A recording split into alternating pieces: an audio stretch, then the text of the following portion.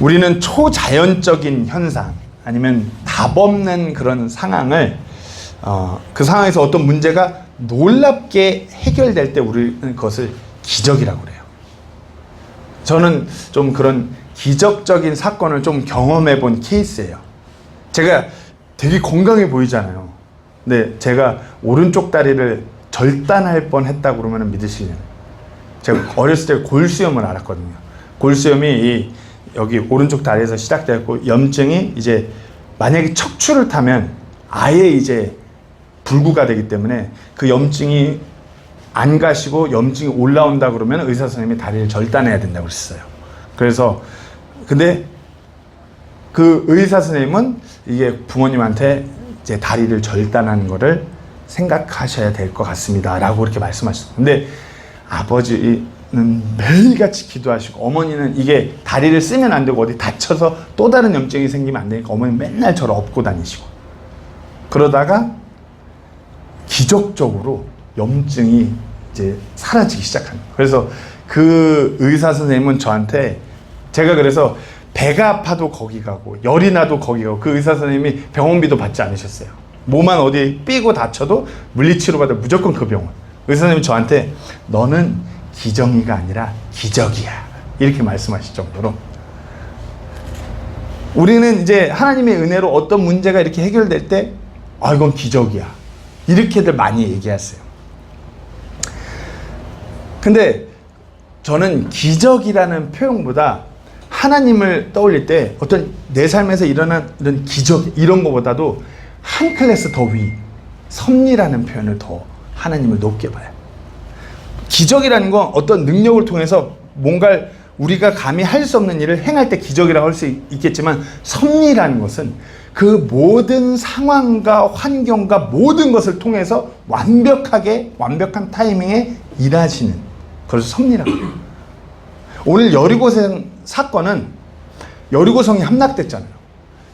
이스라엘 백성이 뭐 하나 직접 뭐 망치로 똑딱 이거 한 것도 없이 그냥 한 바퀴씩 돌다가 마지막에 7바퀴 돌고 나팔분이 갑자기 성벽이 납작하게 무너졌어요. 이것은 하나님의 기적으로, 하나님의 능력으로 이걸 갑자기 보이지 않는 데서 주먹으로 빵 때렸고 함락시킨 것이 아니라 하나님의 놀라운 섭리 가운데 있었던 사건이에요. 그래갖고 이게 사람들의 인간적인 눈에서 보면은 엄청난 위대한 기적적인 사건인데, 우리가 이것을 들여다보면, 하나님 시각으로 들여다보면 엄청나게 위대하고 놀라운 사건이 아니라 그냥 뻔하고 당연한 결말이다. 또 무슨 말을 하려고 그러신지 한번 우리가 그래서 하나님 말씀을 통해서 한번 나눠보려고 합니다. 자, 오늘 한번 그 이스라엘 백성들의 상황 한번 머리로 그려보세요. 이스라엘 백성들의 상황은 이래요. 지금 어떤 포병이나 군사가 조직되지 않은, 무기도 제대로 갖추지 못한 그런 백성들이에요. 그런 백성들이 광야에서 40여 년을 떠돌다가 하나님께서 요르단강을 마르게 하셔서 요르단강을 건너갔고, 이제 하나님께서 약속하신 땅 여리고에 이르렀어요. 근데 여리고의 이들의 상대는, 이들이 전에 정탐했을 때 왔을 때 막 거인족들이 거주하고 요새같이 난공불락의 요새인 여리고성이에요. 인간적으로 보면 답이 안 나와요. 답이 안 나와요. 근데 우리가 결론을 읽어서 알겠지만 성이 납작하게 부셔져 내리고 들어갔어요. 여기서 오늘 본문 2절 말씀을 보면 이렇게 표현되어 있습니다. 한번 요걸 한번 읽어보고 설교를 시작하려고 합니다. 주께서 여호수아에게 이르시되, 보라, 내가 여리고와 그곳에 왕과 강한 용사들을 내 손에 넘겨주었나니. 저는 왜 이거를 위대한 사건이기보다 하나님 시각에서 보면 당연한 결과다라고 말하는 게, 여리고성이 함락되고 이스라엘 백성이 들어가기 이전에 하나님께서 이스라엘 백성들에게 그곳에 왕과 강한 용사들을 내 손에 넘겨주었나니라고 말하고 있어요. 넘겨주었나니. 여기 보면은, 영어로 보면은 I have given into thine hand Jericho and the king thereof and the mighty men of Bel. 주었대요. 완료형이에요. 이미 끝난. 하나님 시각에서 봤을 때 이미 내가 그 일을 마무리하고서 너네 이게 내가 이미 너네한테 승리 줬으니까 너네 하라는 대로 해. 그럼 가져가는 거야. 그러니까 뻔한 결말인 거야. 하나님께서 이미 계획하신 거야. 한치 앞을 볼 수 없는 연약한 인간, 믿음이 없는 인간의 시각으로 봤을 때는 엄청난 사건이지만 하나님께서는 모든 창조문들을 주관하시고 시 공간을 초월해서 일하시는 하나님께는 당연한 결말이에요. 다시 말씀드립니다. 하나님께 이 사건은 기적적인 어떤 하나님 능력으로 갑자기 뿜 해갖고 성을 무너뜨린 그런 사건이 아니에요. 하나님의 그 섭리 가운데 당연한 결말이에요. 오늘 하나님의 말씀을 통해서 이 인간들에게는 엄청난 기적, 엄청난 승리, 하나님 시각에선 당연한 이 결말, 이 사건에 대해서 나누려고 합니다. 제가 그 설교 제목을 할 때 좀 집중하고자 이렇게 사자성어까지는 아니지만 사자로 딱딱 끊어서 오늘 4포인트로 이렇게 나누려고 합니다. 첫 번째로는 사태 파악이에요. 사태 파악. 이건 말 안 해도 잘 아는 사자죠. 그죠? 본문 1절부터 다시 한번 보시겠습니다. 한편 이스라엘 자손으로 인해 여리고는 굳게 닫히고 아무도 나가지 아니하며 아무도 들어오지 아니하더라. 이 여리고성에 실존하는 여리고성이, 성경 속의 이 여리고성이 실제로 실존했다는 것을 고고학자 존 게스탱이라는 사람이 발굴을 했어요. 이 존 게스탱의 발굴에 의하면 여리고는 단순한 성곽 도시가 아니라 외벽과 내벽으로 이중벽이 존재하고 그 중간에 이렇게 몇몇 집들이 있는, 그래서 라합의 집이 그 성벽에 있었다고 그 2장 15절에 보면 기록되어 있죠. 그래서 군사적으로 보면 이것을 그냥 덤비면은 이중 외벽으로 되어 있는 요새이기 때문에 엄청난 요새인 것이에요. 이스라엘에게는 소위 그 포병, 막 이게 투척하는, 아니면 활을 쏘는 이런 군대가 조직되어 있지 않았어요. 훈련된 그것을 벽을 타고 넘어갈 수 있는 전문 병사도 없었어요. 근데 여기 표현을 보면은 그 stately shut up, 완전히 닫혀 있다 이거야. 그러니까 아무나 드나들 수 있는 그런 요새가 아닌 것이에요. 철저하게 봉쇄된 그야말로 난공불락의 요새. 이스라엘 백성의 전투력으로 이 요새를 함락시키는 건 인간적으로 계산적으로 안 돼요. 자신의 능력으로 절대 어떻게 할 수 없는 대상이 지금 여리고성 군대들이에요. 그들의 상황은 이제 아무것도 할 수 없어요. 게임이 안 되는 상황이에요. 근데 이 백성에게 하나님께서는 너네 달려가. 내가 너희에게 승리를 허락했어. 가. 내가 하라는 대로 해. 그러면 하나님이 이럴 때는 좀 이해가 안 돼요. 굳이 왜? 어차피 우리한테 승리를 주실 거면 우리가 공포에 막 두려움에 벌벌 떨지 않고 그냥 이렇게 참 좀 스무스하게 가면 되지. 왜 우리를 이렇게 방치시키고 막 그런 공포에 휘말리게 하는가? 하나님 왜 그러실까? 우리가 삶을 살아가다 보면 이와 같은 질문이 떠올려. 굳이 왜 하나님은 우리를 사랑하신다면서 왜 우리에게 고통과 우리에게 시련과 왜 아픔과 어떤 우리가 감당할 수 없는 일 앞에서 우리가 이렇게 막 낙심하고 주저앉게 하시는가? 왜 그러시는가? 왜 나를 그렇게 방임하는가? 그것은 하나님께서 우리를 내버려두고 방임하는 것이 아니라 우리의 힘이, 우리의 그런 어떤 혈기가 완전히 소진돼야지만이 하나님께서 일하실 수 있기 때문이에요. 오늘 예배 시작하기 전에 정훈 형제님과 잠깐 그런 얘기를 했는데, 우리는 자꾸 내 힘으로 내가 어떻게 할 수 있다라고 믿을 때 하나님이 들어올 틈이 없어요. 내가 완전히 내려가야지 하나님이 일하시는 것이에요. 소위 그렇기 때문에 이스라엘 백성같이 사태를 파악해야 돼요. 내가 내 인생 가운데서, 내 삶 가운데서 내가 얼마나 무능하고 할 수 없는 존재이고, 내가 인생 가운데서 내가 조해야 되는 그런 많은 것들이 얼마나 막강한지를 내가 그 사태를 파악하고 인지할 때 하나님께서 일하시는 것입니다. 내가 아직 해볼 만해. 내 스펙으로 아직 세상 살만해. 내가 아직, 내 나이가 아직 해볼만해. 참 어리석게도 우리는 늘 무슨 일이 터질 때 내 생각, 내 계산, 내 힘으로, 내 재력으로, 내 어떤 인간관계, 내 인맥으로 내가 할 수 있다고 착각해요. 내가 할 수 있으니까, 내가 상대할 수 있으니까 나 이렇게 살아도 괜찮아. 이런 식으로 해도 내가 커버할 수 있어, 괜찮아. 사태 파악이 안 되고 있는 것이에요. 보통 어린 아이들이 그런 식으로 많이 그러죠. 이 꼬맹이들이나 자녀들이 사태 파악을 못해요. 그렇지? 동의하시죠? 자기들 멋대로 살면 다 되는 줄 알아요. 부모는 자기들을 제재하는 악한 악당들. 사태 파악을 못하는 것이에요. 고린도서 1장 9절 말씀이 이렇게 기록되어 있습니다. 함께 읽겠습니다. 시작. 우리 속에 죽음의 선고를 받았으니 이것은 우리가 우리 자신을 신뢰하지 아니하고 죽은 자들을 일으키시는 하나님을 신뢰하게 하려 함이니. 우리가 내가 완전히 내려가야 하나님이 보여요. 사태가 온전히 파악되는 거죠. 왜 사람들이, 성도들이 왜 금식하는 줄 아세요? 자기가 완전히 이제 먹은 에너지가 몸에 다 떨어져 나고 몸에 기력이 없고 힘이 없고 기력이 없으니까 이제 생각하는 게 뭔가 의지할 곳을 찾아요. 그럴 때 이제 성도들이 금식하면 하나님만 의지하고 하나님만 보게 되는 것이에요. 그러니까 금식하는 거예요. 내 힘을 떨어뜨리고 온전히 주님께 집중해서 나아가고자. 우리 앞에도 인생을, 삶을 살아가다 보면 너무나 굳게 닫힌 이 난공불락의 요사 같은 여리고가 눈앞에 있어요.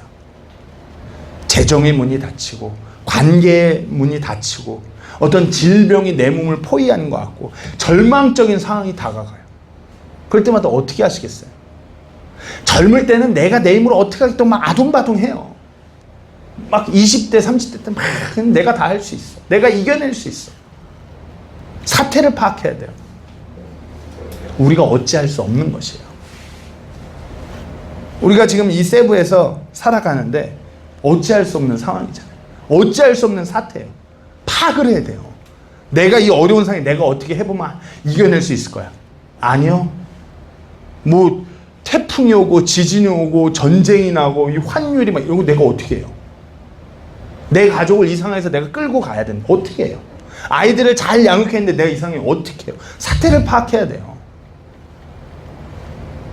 우리 눈에는 어쩔 수 없는 절망적인 상황 같고 그렇지만 하나님의 시각에서는 다르다는 것이에요. 사태를 파악하셔야 돼요. 그런 사태를 파악할 때 하나님께서는 우리에게 선전포고를 하세요. 선전포고. 하나님의 눈에 보이는 결말을 하나님께서 선전포고 하시는 것이에요. 오늘 본문 2절 말씀을 보시겠습니다. 주께서 여호수아에게 이르시되 보라 내가 여리고와 그곳의 왕과 강한 용사들을 내 성에 넘겨주었나니. 넘겨줘. 어찌 보면 저는 이 구절이 오늘 설교의 핵심이라고 말씀드리고 싶어요. 1절과 2절 사이에 아무런 사건도 없었어요. 그죠? 뭐 이스라엘 백성이 여리고를 향해 달리고 이런 것도 없어요. 그냥 상황, 사태 파악하고 하나님께서 이제 말씀하시는 게 다예요. 이스라엘이 어떤 전략을 세우고 어떤 기도를 드리고 어떤 간구를 어떤 제사 이것도 아니에요. 그런데 하나님께서 주셨대요. I have given.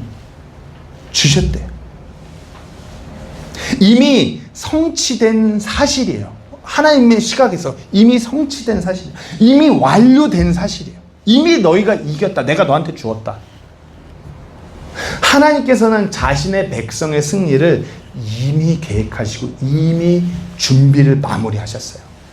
우리가 자꾸 너무 하나님의 그 존재를 그냥 쉽게 생각해요. 뭔 일이 터지면 하나님께서 기적으로 빵 하면 되는. 되게 쉽죠. 좀 되게 물론 그렇게 일하실 수도 있지만 하나님이라는 그 어마어마하고 위대한 완벽한 그 분의 존재를 우리가 쉽게 생각해요. 하나님 뭔가 즉흥적이고 늘 비이성적으로 일하시는 그런 걸 착각해요. 성경은 이와 같은 사건들을 그냥 하나님의 기적적인 능력으로 뿜 이렇게 넘어가시면 안 돼요. 우리가 여기서 기적을 넘어서서 섭리를 봐야 되는 거죠. 하나님은 시 공간을 초월하고 모든 만물을 주관해서 일하시는 위대한 하나님을 우리가 볼 수 있어야 돼요.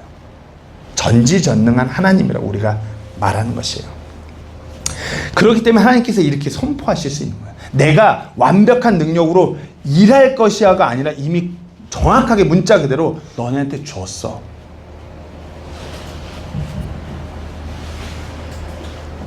기적이라 하는 것, 우리가 기적을 경험하면 되게 좋을 것 같죠. 그러나 기적을 경험했다고 해서 우리의 삶이 큰 변화는 없어요.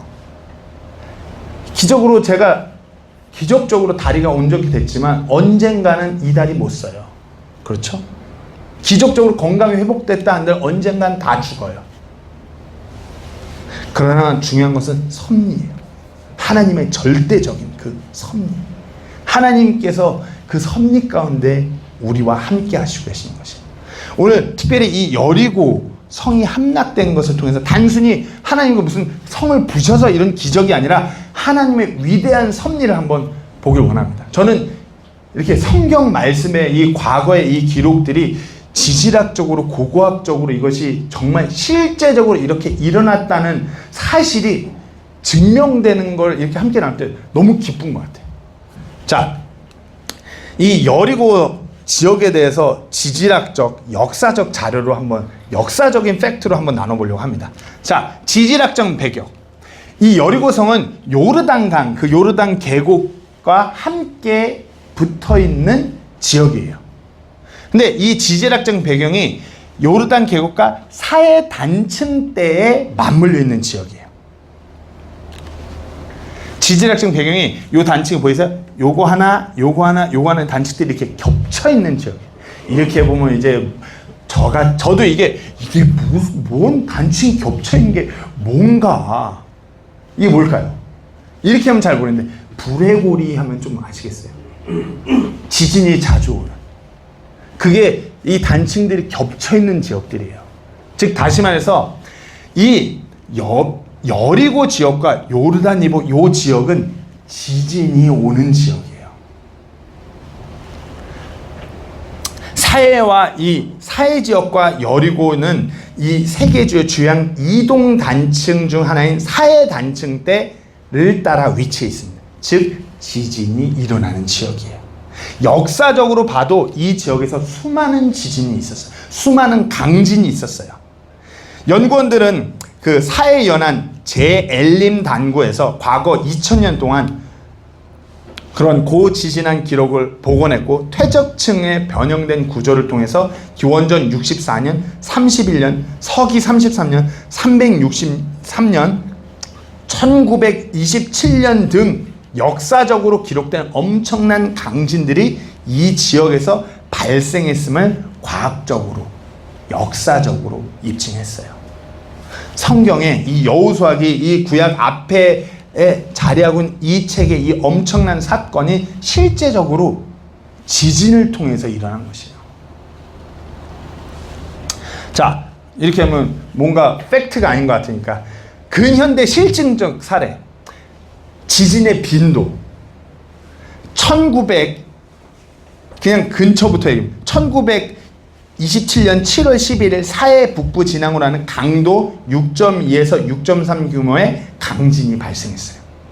이 지진으로 인해서 이때 285명에서 500명에 이르는 사망자가 발생했어요. 이 지진은 예루살렘, 나블루스, 티베리아스뿐만 아니라 여리고에도 심각한 구조적 피해를 입히고 여리고에서는 상대적으로 새로 지어진 호텔을 포함한 수많은 주택과 건물이 이때 붕괴됐어요. 근데 요때도 이렇게 셌는데 이 과거의 지진일 때 한번 생각해 보세요. 우리가 지금 지진이라는 걸 베네수엘라 지진을 경험해서 알잖아요. 지진을 예비하고 건물을 짓지 않으면은 지진이 왔을 때 어떻게 해요? 막 갖다 무너져요. 이 이스라엘 백성이 여리고성을 함락시킨 이때 시대에 이 사람들이 지진을 미리 예측하고 요새를 세우고 아니요. 그냥 세운 것이에요. 아주 잘 견고하게. 지진 그런 내측 설계 아니에요. 그러니까 지진이 어떻게 해요? 완전히 무너져 내리는 것이에요.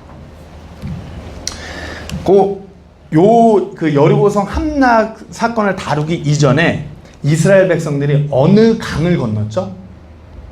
이거는 교회 안 다니는 사람들도 어르신들이 맨날 하는 말이에요. 나 이제 곧 우리 성경 영어로는 요르단 리버 이렇게 하지만 그 개역개정성경 요단강이라고 그러거든요. 그래서 믿음 없는 사람들도 할아버지 하면 나 얼마 안 있으면 강 건너, 요단강 건너, 이런 분들 많으시거든요. 이스라엘 백성들이 그 여리고 성을 향해 오기 전에 요단강을 건넜어요. 근데 우리가 여호수아기를 읽어보면 요단 강물이 멈춰요. 말라요. 이게 단순히 하나님께서 강을 갑자기 야 니네 건너야 되니까 기다려봐 내가 강을 마르게 할게 이게 아니에요. 다 이 지진과 연관해서 강이 마른 것이에요. 그 위에 산사태로 인해서 요단강이 그때 마른 것이에요. 이것도 역사적인 학자들의 기록입니다. 1979년 스탠퍼드 대학교의 지구물리학자 아모스 누르는 여리고 단층의 역사적 지진들을 상세히 연구하며 지진이 요르단강 주변에 산사태를 일으켰음을 확인합니다. 산사태가 일으키니까 강이 그 타이밍에 마를 수 있는 것이에요. 근데 시간이 지나면 헤르몬산의 눈이 녹으면서 다시 뚫리고 내려올 수밖에 없는 것이에요. 그의 연구에 따르면 1927년 지진 당시 아까 그 지진에서 나눴죠. 지진 당시 여리고 북쪽으로 약 40km 떨어진 다미아라는 지역에서 산사태가 발생하여 요르단강의 흐름이 차단되었습니다. 다미아 강은 여호수아기의 강물이 멈췄다고 기록된 여호수아기 2장 읽으면 다 나와요. 아담이라는 도시의 현재 지명입니다. 문헌에 기록된 이 지역의 지진 사례 중 서기 1160년, 1267년, 1534년, 1546년, 1834년, 1906년, 1927년 발생한 지진 당시에 산사태로 인해 요르단강의 흐름이 1일간 차단되는 현상이 공통적으로 관찰되었습니다.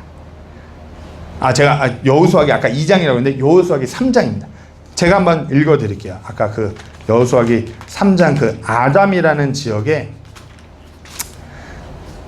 수확할 때에는 요르단이 항상 그것의 모든 뚝에서 흘러 넘치면, 그러니까 강이 흘러 넘치는 거예요. 수확할 때 되면 궤를 맨 자들이 요르단에 다다라서 궤를 맨 자들이 제사장들의 발이 물가에 잠기니 위에서부터 내려오던 물들이 일어서며 솟아올라 사르단 옆에 도시 아담으로부터 매우 멀리 떨어진 곳에 한 무더기 위에 쌓이고 평야의 바다 곧 여매로 내려가던 물들은 모자라서 끊어짐에 백성이 여리고를 똑바로 마주보며 건넜더라.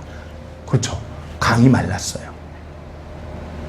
이것이 이 지질학자 누르 박사는 이러한 역사적 기록들이 여호수아기 방금 읽었던 이 구절에 요르단강이 멈춘 사건이 해당 지역의 전형적인 지진 현상이래요. 자, 그럼 다시 우리가 본론적으로 제가 이걸 보여드렸어야 됐네. 이게 지질학적 메커니즘이래요. 이렇게 좀만 흔들리면 그 위에 산사태로 인해서 끊어지는 것이에요. 강이 마르고 하루 이틀 정도 이스라엘 백성들이 그 요르단강을 건너게 딱 맞는 시간. 여기서 이제 조금만 흔들리면 요 다미아 지역에서 여기가 막혀서 마르는 것이에요. 그래서 이 구절에서 멀리 떨어진 곳에 한 무더기 위에 쌓인다는 것이 산사태로 쌓이면서 강이 막히고 여기를 건너가는 것이에요. 자, 우리 이제 성벽 붕괴와 요거까지 하고 갈까요? 그래서 빈번하게 역사적으로 보면은 아까 말씀드렸다시피 1160년, 1267년, 1534년, 1546년, 1834년, 1906년, 1927년 다미아에서 산사태로 막히고 강이 멈추는 것. 실제로 이 사건들이 빈번하게 있었어요. 강이 멈췄어요. 그것은 우리가 그냥 막 하나님이 갑자기 강이 딱 있냐, 하나님의 섭리 가운데 모든 그 하나님의 계획 가운데서 이스라엘 백성을 완벽한 타이밍에 인도하고 계시는 하나님의 섭리라고 보는 것이에요. 모든 만물을 주관하고 능력의 하나님께서 백성들을 그렇게 인도한 것이죠. 자, 여리고 성의 그 붕괴와 고고학적인 증거에 대해서 아까 했던 스탠퍼드 그 아모르 누르와 바이츠만 연구소의 제에브 레체스가 발표한 논문에 따르면 여리고 성벽의 잔해들은 한 방향으로 쓰러진 것으로 보이면 이는 성벽이 지진에 의해 무너졌음을 나타냅니다. 이건 팩트예요.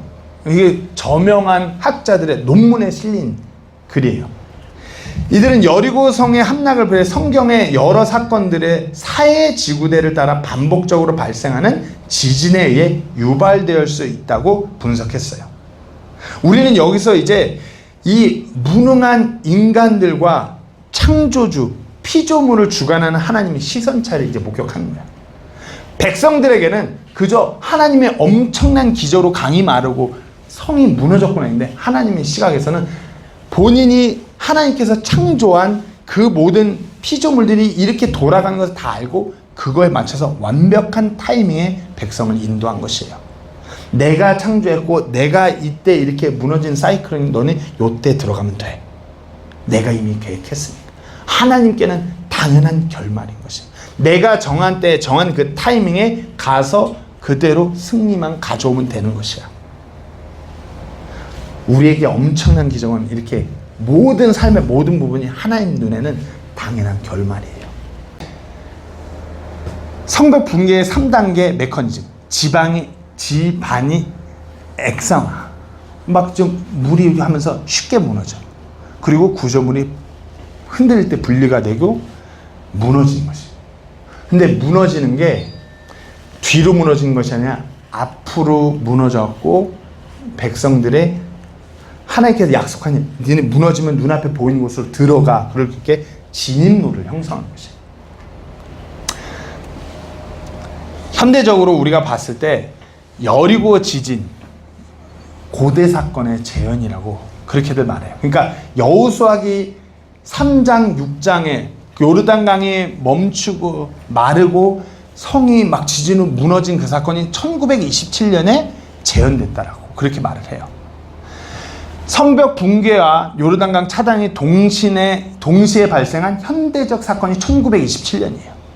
1927년 7월 11일 사해 북부 진앙으로 6.2에서 6.3 강진이 발생했어요. 그러고 나서 이 사해 물이 막 마르고 쓰나미가 막 일어나고 똑같아요. 이때 요르단강이 마르고 거의 그 21시간 동안 요르단강이 말랐대요. 그리고 여리고 지역이 흔들렸어요. 학계의 지질학적 분석을 학자들이 결론을 내린 거예요. 논문들이.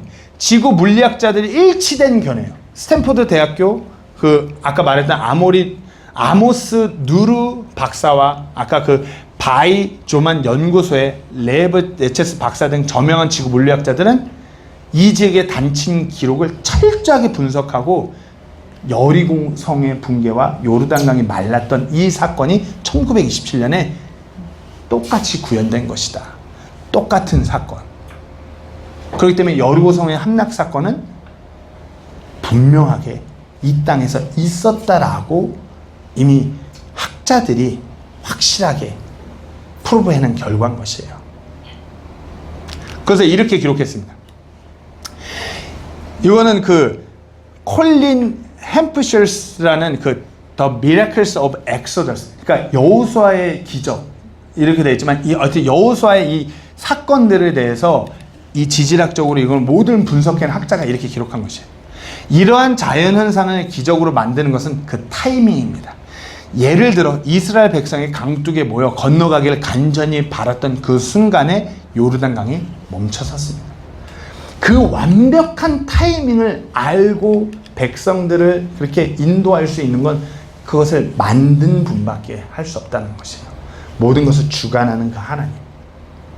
모든 것을 주관. 갑자기 강을 빵 이게 아니라 모든 자연의 그 모든 것들을 주관하고 모든 것들이 그 섭리대로 딱 물 흐르듯이 이런 엄청난 기적마저도 자연 현상처럼 물 흐르듯이 그분의 섭리 가운데서 흘러가게 하시는 분인 거예요.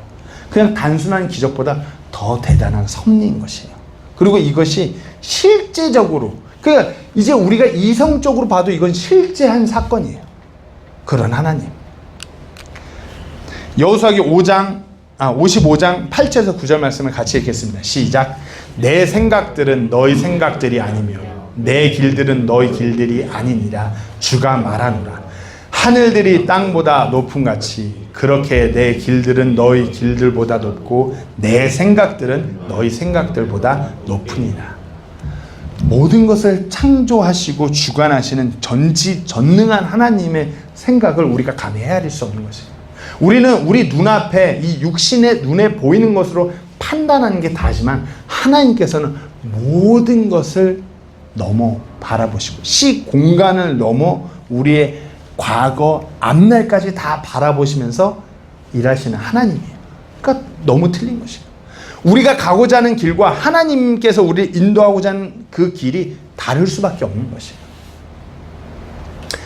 다시 오늘 본문으로 돌아와서 본문 2절에서 하나님께서 그 선전포고를 하시면서 그러니까 백성들에게 말씀하신 거예요. 보라, see, 보라 이거예요. 니네 한번 보라. 상황이 아니라 내가 너희들에게 하는 이 말씀을 앞으로 보라 이거예요. 내가 너희한테 승리를 주었다. 보라 이거예요. 우리가 하나님의 말씀을 믿는 구원받은 성도예요. 우리는 어떤 뭐가 치유했고 뭐 음성을 듣고 환상을 보고 계시를 보고 내 삶의 사업이 대박내서 하나님 아니라 우리는 하나님 말씀에 기록된 대로 믿는 성도들이에요. 기록된 말씀을 우리가 믿고 그 말씀대로 이 땅에서 모든 일들이 일어나는 것을 보는 것이에요. 그렇게 바라보는 거예요. 하나님께서 성벽이 무너지고 너에게 승리를 주었다라고 하면 그리 되는 것이에요. 문제는 이제 이 백성들에게 이 성벽이 대단하고 높고가 아니라 하나님께서 하신 그 선전포고, 승리의 그 선전포고를 믿냐 안 믿냐는 것이에요. 우리도 똑같이 내가 이 성경에 기록된 말씀을 믿느냐 안 믿느냐예요. 우리가 구원받는 것도 동일해요. 예수님께서 십자가에서 그분의 피로 뇌 죄값을 치르고 3일 만에 부활하신 그 놀라운 진리를 내가 믿냐 안 믿냐 하나로 구원받고 안 받고가 판가름 나는 것이에요. 내가 무슨 행위를 하고 내가 무슨 어떤 대단한 얼마의 헌금을 하고 이게 아니라 내 믿음이에요. 믿냐 안 믿냐. 하나님께서는 우리에게 그 영원한 생명이라는 그 구원의 선물을 믿음을 통해서 주시는 것이에요. 그리고 그 믿음에 대해서 하나님께서 이미 선포하셨어요. 성경 기록에 나와 있습니다. 그것을 소유하는 것은 우리의 믿음. 우리가 삶을 살아가면서 모든 상황 가운데서 모든 문제 가운데서 하나님께서 우리와 함께 하시고 너희에게 성령을 통하여서 성령의 열매, 기쁨과 정말 위로와 모든 것을 허락하시고 모든 것을 이기게 하시고 감당할 만한 시험만 주신다고 그렇게 성경에 기록되어 있어요. 그러면 어떻게 우리가 그것을 믿을 때 그리 되는 것이에요. 그러나 문제는 우리의 믿음이 부족한 것이에요. 자, 이스라엘 백성들 하나님께서 그렇게 선전포고하시고 이제 사태 파악하고 하나님 선전포고 가운데 이들이 어떻게 해요? 믿음으로 반응해요. 믿지 않고는 그렇게 절대 행동할 수 없어요. 그리고 이스라엘 백성들은 이미 이전에 놀라운 하나님 이미 경험한 상태예요. 그러니까 어떻게 해요? 믿음으로 순종하여 들어간 것이에요. 그들은 영적인 준비태세를 마쳤어요. 자, 오늘 본문 3절부터 5절까지 제가 한번 빠르게 읽겠습니다. 너희 모든 전사들은 그 도시 주위를 돌고 그 도시 주위를 한 번씩 돌면서 가되 너는 엿새 동안을 그렇게 할지니라.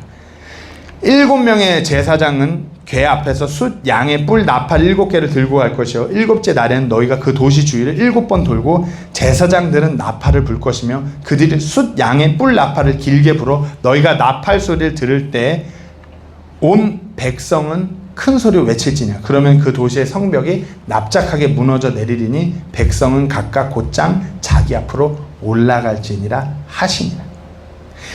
하나님께서 이제 이 백성들이 너네 이렇게 행동해. 이제 명령하세요. 근데 너무 어이가 없죠. 인간적으로 보면. 완전 비상식적이에요. 이 난공불락의 요새를 함락시키고 우리가 들어가야 되는데, 무기를 갈고 덮고 무슨 돌멩이를 주워갖고 포병을 준비하는 것이 아니라 언약궤를 앞에 세우래요. 공격 대항을 갖추는 대신 침묵하면서 저 성을 돌아. 단 한우가 아니라 6일 동안 매일 한 번씩, 그리고 7일째는 7번 돌아. 그러고 나면 나팔 소리가 나면 외치래. 이것은 어떤 군사 교범에도 있을 수 없는 전략이에요. 인간의 이성으로는 말도 안 되는 불가능한 명령. 근데 이 명령의 핵심이 뭐냐면, 먼저 첫 번째 나오는 것이 언약궤예요. The Ark of the Lord. 언약궤. 군사도 아니고 무기도 아니고 어떤 전략도 아니에요. 그저 하나님의 그 임재의, 그 하나님의 약속의 상징인 언약궤가 이 전투의 핵심이에요.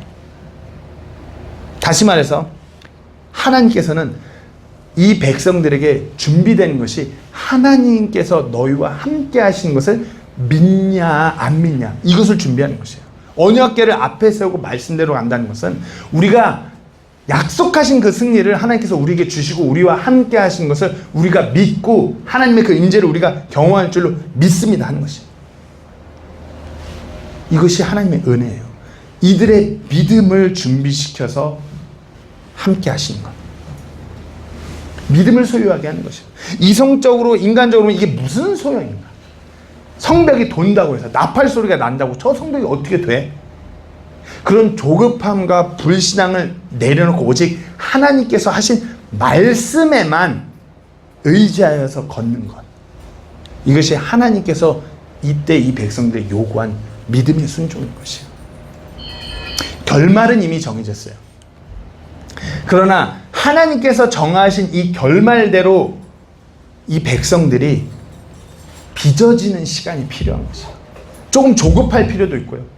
조금 막 불안에 떨 필요도 있고요. 너무 힘들 수도 있고요. 이거 어떻게 이럴 시간일 수도 있어요. 그러나 하나님께서 그런 시간을 통해서 이들의 믿음이 확고해지는 것이 필요했기 때문에 이와 같은 명령을 하신 것이에요. 성벽을 무너뜨리기 전에 하나님은 그분의 백성의 불신앙을 먼저 무너뜨리고 계신 것이에요.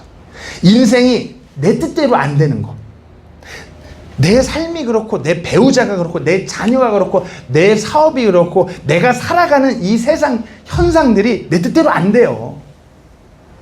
이와 같은 상황에 우리가 성도라면 어떻게 반응하시겠냐 이거죠. 하나님께서 이와 같은 상황을 내게 주시고서 우리에게 하신 명령은 우리가 무슨 준비? 믿음으로써 반응할 준비. 하나님을 굳게 믿는 거예요. 인간적인 시선으로 조급하게 행동하시겠어요? 아니면 믿음으로 하나님께서 원하시는 그 준비태세를 갖추시겠어요? 잠언 3장 5절에서 6절 말씀을 같이 읽겠습니다. 시작. 내 마음을 다하여 주를 신뢰하고 너 자신의 명철을 의지하지 말라. 내 모든 길에서 그분을 인정하라. 그러면 그분께서 내 행로들을 지도하시리라. 요즘에 참 인간이 나약한 존재인 게, 저는 아직도 조금 받아들이기 힘든데, 뭐만 하면 챗GPT 돌려요.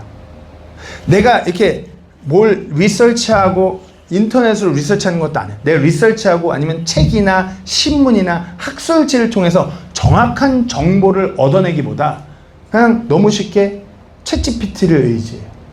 내 이성도 아니에요. 우리가 분명히 연약한 걸 인정하면서도 하나님께서 이 진리를 허락하시고 우리가 어떻게 살아갈지 모든 것을 이 책 안에 다 놓으셨는데 이건 믿지 않아요. 이것은 의지하지 않아요. 하나님께서 우리에게 원하시는 것은 우리가 엄청난 지성으로 모든 것을 이해하는 것이 아니라 이유를 알 수 없고 결과가 보이지 않아도 하나님께서 하신 명령에 순종하는 것, 믿음으로 이렇게 반응하는 것. 하나님께서 원하시는 것이 그것이에요. 이런 믿음이 없이 하나님께서 내 삶에서 일하실 거라는 그 기대를 버리셔야 됩니다. 어느 정도 종교 생활하면 하나님이 어느 정도 내 상황이 어떻게 되면 일하시겠지. 이거 거짓 믿음이에요. 뭐 하나님이 무슨 보험도 아니고 적당히 어느 정도 어떻게 하면 하나님이 어느 정도 적당히 내 살 길을 열어놓으시겠지. 이거 아니에요. 우리가 하나님이 말씀하신 이 성경 기록대로 믿음으로 살아갈 때 하나님께서 정말 완벽한 타이밍에 그분의 섭리 가운데 일하시는 것이에요. 여리고 사건이 그 청사진과 같은 것이에요. 마지막입니다. 하나님은 그런 완벽한 타이밍에 일하시는 하나님이세요.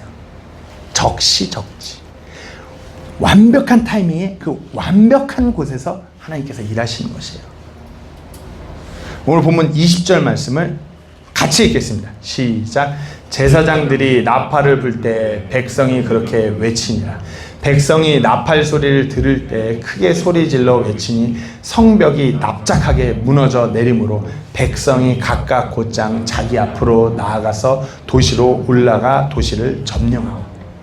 하나님께서 이전에 하신 그 말씀 그대로 납작하게 무너져 내려서 들어가게 됐어요. 저는 그 킹제임스의 번역이 여기서 정말 우월하다고 말씀드린 게, 개역개정에서는 그냥 성벽이 무너져 내린지라. 우리가 지진을 조금 경험해 봤잖아요. 지진이 어설프게 하고 건물이 무너지면 그 건물 근처로 가면 돼요, 안 돼요? 안 돼요. 추가 붕괴가 일어나요. 그러나 납작하게 완전히 무너져 내리면 어떻게 해요? 그냥 언덕 하나 생긴 듯이 걸어 올라가는 것이. 여기서 영어 단어 보면 fell down flat, 완전 납작하게 무너졌다는 것이에요. 하나님께서는 이 모든 걸 완벽하고 철저하게 계획하신 거예요. 납작하게 무너져서 그 어마어마한 요새가 납작하게 무너져서 너네가 그 납작하게 무너진 대로 바로 들어갈 수 있게 할 거야. 그 들어가서 승리를 점하죠. 하나님께서 성벽 하나 지진으로 구멍 낸 것이 아니라 성벽이 납작하게 무너져서 각각 자기들이 그 앞에 납작해진 곳에 곧장 달려갈 수 있도록 그 모든 완벽한 타이밍에 그렇게 일하신 것이에요. 이 사건이 일어난 시점은 보세요. 하루, 둘째 날, 셋째 날, 넷째 날, 다섯째 날, 그렇게 돌 때 아무 일도 없어요. 여섯째 날 돌아도 아무 일 없어요. 그냥 일곱째 날 한 바퀴 아니고 일곱 바퀴 계속 그런데 일곱 바퀴를 돌고 나팔을 부는 순간 그 성벽이 흔들리면서 납작하게 무너져 내린 거죠. 완벽한 타임. 참 모든 걸 꿰뚫어 보시는 하나님이에요. 하루에 한 바퀴씩만 돌아. 마지막 날 일곱 바퀴 돌고 나팔을 불어. 그러면 납작하게 무너져. 하나님은 왜 하필 그 순간이었는가? 왜 1일째가 아니라 일곱째 날 그 일곱 바퀴 돌고 나팔 불 때, 이것이 어찌 보면 적시적지의 의미예요. 하나님의 타임은 인간이 계산하는 그런 조급함이 아니라 하나님의 완벽한 계획. 그 모든 일련의 과정과 시간을 통해서 단순히 이 성이 함락되는 것뿐만 아니라 이 백성들의 믿음까지도 굳건히 되는 그 하나님의 완벽한 섭리고 계획인 것이에요. 말씀드렸지, 하나님께서 즉흥적으로 그냥 성 하나 함락시키면 이 백성들의 믿음은 굳건해지지 않아요. 하나님께서 모든 자연을 움직임을 하시고 이 백성들의 믿음까지 염두에 하셔서 그렇게 완벽하게 일하시는 것이에요. 전도서 3장 1절 말씀을 같이 읽겠습니다. 시작. 하늘 아래 모든 일에는 시기가 있고 모든 목적한 것에는 때가 있으니. 하나님께서 어느 것 하나 계획 없이 서툴게 창조하지 않으셨습니다.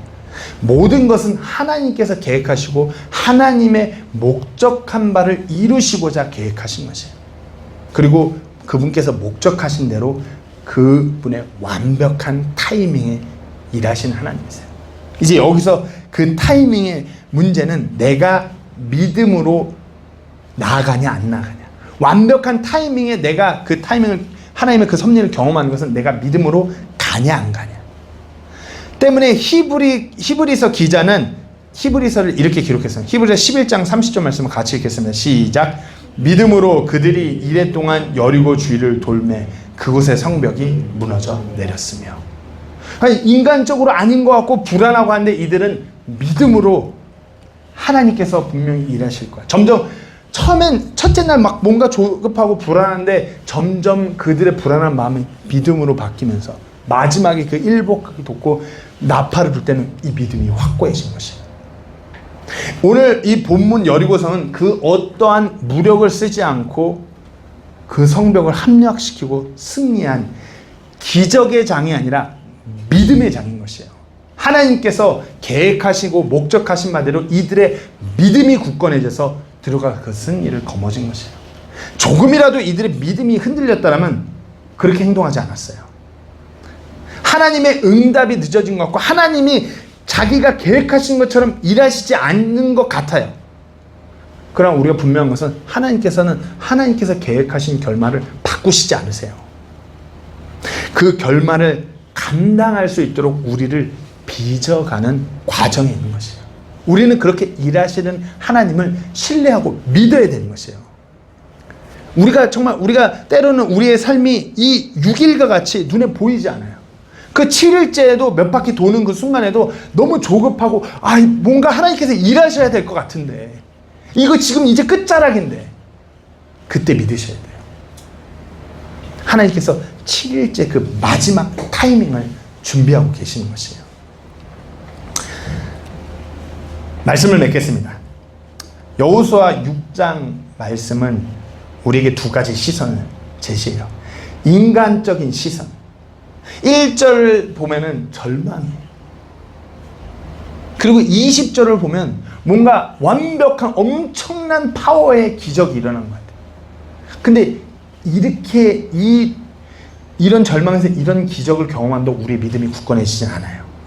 하나님의 시선에서 바라보면은 2절에서 이미 주셨다고 선포했어요. 말씀하셨어요. 20절에 무너진 성벽은 하나님께서 너무나 당연한 결과예요. 그러나 하나님께서는 이들의 믿음이 굳건해지고 그 승리 안에서 믿음으로 기뻐하기를 원하신 것이에요. 그리고 이스라엘 백성은 믿음으로 들어갔어요. 오늘 말씀 네 가지 사태를 파악하셔야 돼요. 내가 내 힘으로 어찌할 수 없는 그 세상, 내 힘으로 안 되는 것을 내가 내려놓고 하나님을 보셔야 돼요. 사태를 파악하셔야 돼요. 선전포고를 기억하셔야 돼요. 하나님께서 이스라엘 백성들에게 그렇게 말씀하실 때 우리에게도 동일하게 너네가 이긴 자들이야. 너희는 구원받은 내 자녀 성도들이야. 선포하신 것을 기억하세요. 그리고 준비됐어요. 이해가 되지 않고 결과가 보이지 않아도 말씀대로 믿음으로 우리가 그렇게 준비해 나가는 것이에요. 적시적지에 일하시는 하나님을 신뢰하셔야 돼요. 하나님 분명히 일하세요. 내 눈에 내가 뭔가 완전히 박살나고 무너지고 쓰러지고 그럼에도 불구하고 하나님 신뢰하세요. 하나님께서 타이밍이 아직 오지 않으신 것이. 우리가 삶을 살아갈 때 많은 여리고가 우리 앞에 등장해요. 하나님께서는 우리에게 분명히 말씀하셨어요. 내가 너희와 함께 하겠다. 그 말인즉슨 우리가 승리하는 것이에요. 하나님 시각에서는 당연한 결말이에요. 우리 앞에 보이는 그 어마어마한 사건들, 일들, 대적들, 그 요새들, 우리가 그것을 딛고 그것을 점령하는 것이 하나님의 당연한 결말이에요. 문제는 우리의 믿음이 연약한 것이에요. 우리의 믿음은 굳건해질 때 하나님의 그 당연한 결말을 맞이하는 그런 성도로 그런 위대한 승리를 경험할 줄로 믿으시고 그렇게 믿는 우리 모두 되기를 간절히 소망합니다. 기도하고 마치겠습니다.